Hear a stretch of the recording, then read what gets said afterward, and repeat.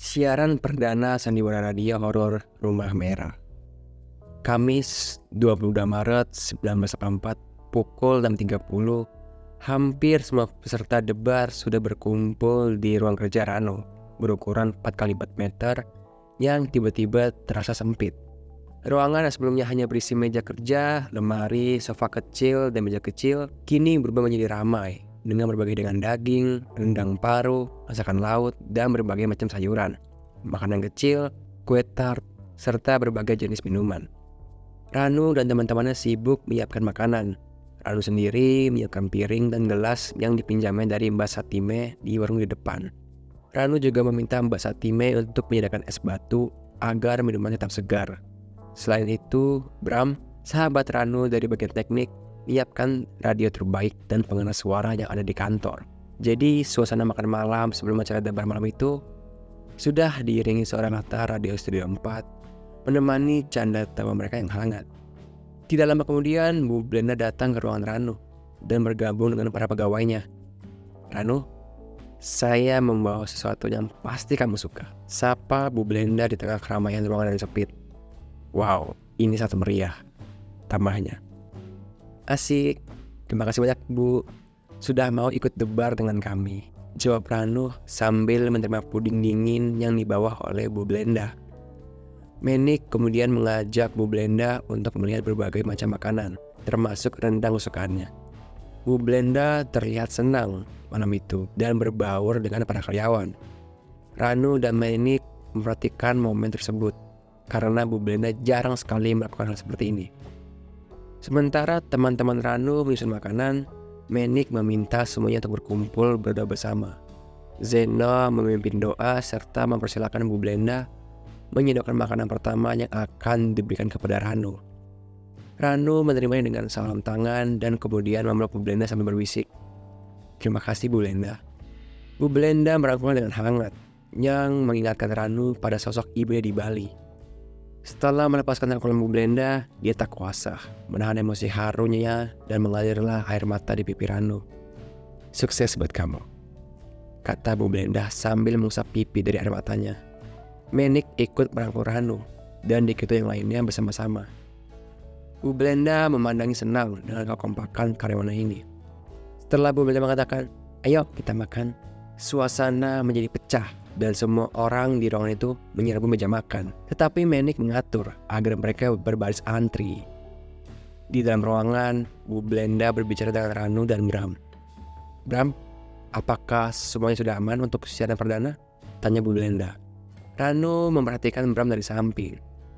Semua sudah siap untuk Rumah Merah. Penyiar dan bagian master control sudah siaga di studio. Mereka akan berbincang-bincang dengan para penggemar setengah jam sebelum siaran perdana, jawab Bram. "Tolong jaga ketat penayangan iklannya ya," ujar Bu Blenda. "Sudah aman. Urutan penyiaran iklan sudah diatur dan kekuatan pemancar sudah dibesarkan juga," jawab Bram. "Bagus, mari makan," kata Bu Blenda sambil memukul pundak Bram dan menarik tangan Ranu untuk mengambil piring. Bu Blenda, Ranu, Menik, dan Bram menikmati makanan sambil berdiri dan berdiskusi berempat. Mereka membicarakan berbagai hal, baik urusan dalam maupun luar kantor, dan sesekali tertawa. Tanpa terasa, suara penyiar menyapa para pendengar yang sudah bersiap-siap untuk mendengarkan siaran perdana Rumah Merah. Hal ini telah direncanakan oleh Bram untuk mengingatkan pendengar agar bersiap-siap sebelum pukul 8 malam. Sebentar lagi kita akan mendengarkan siaran perdana sandiwara radio horor pertama di Indonesia. Tapi jangan lupa, ajak teman-teman ya. Pacar juga boleh, asalkan bukan pacar orang lain ya. Ya, mendengar. Tapi lihat dulu kakinya, napak atau tidak. Penyiar tiba-tiba menghilang dan musik dari band Queen mengalun. Ungkapan kakinya, napak atau tidak, menjadi bahan gurauan di antara para karyawan di ruangan Ranu. Mereka bersenda gurau sambil memperhatikan kaki teman-teman mereka, semakin memeriahkan suasana. Di tengah lagu, penyiar masuk kembali dan menyampaikan pesan, "Tapi jangan mendengarkan sendirian," dengan tawa yang menyerupai tawa kuntilanak. Setelah musik dari band Queen selesai, penyiar kembali menyapa para pendengar dan menerima telepon yang masuk ke ruang kontrol. Setiap penelpon ditangani dengan baik oleh penyiar. dan setiap panggilan diterima dengan hangat, seolah-olah mereka adalah teman lama.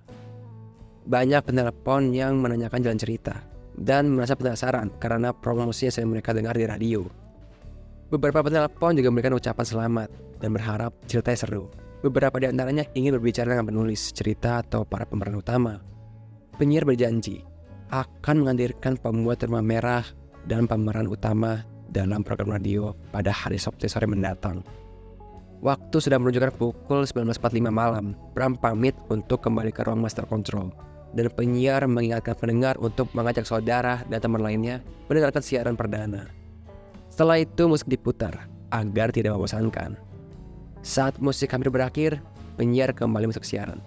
10 menit lagi pendengar, kata penyiar mengingatkan. Hai semua, apakah kalian sudah siap mendengarkan siaran perdana Rumah Merah?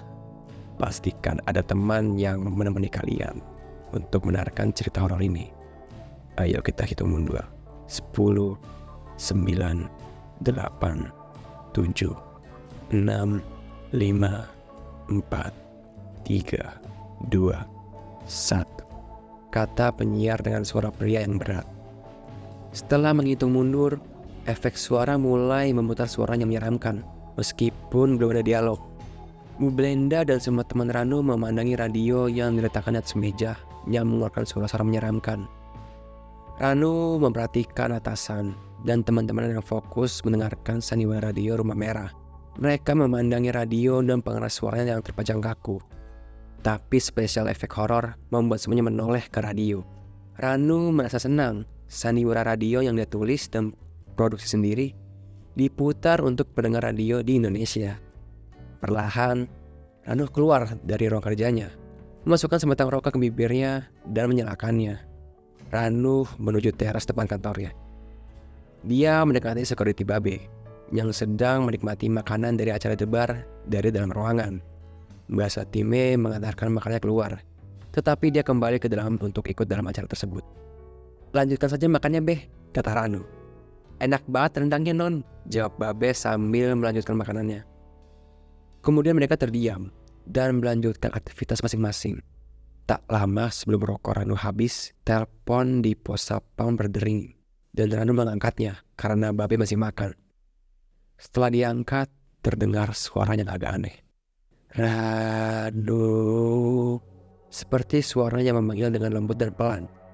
Halo? Halo, siapa ini? Mau bicara dengan siapa? Sapa Ranu. Babe menoleh ke arah Ranu. Siapa, Non? Ujar Babe. Ranu. Bisik aneh di telepon dengan lembut, pelan dan bergema, seperti suara arwah gentayangan di film horor.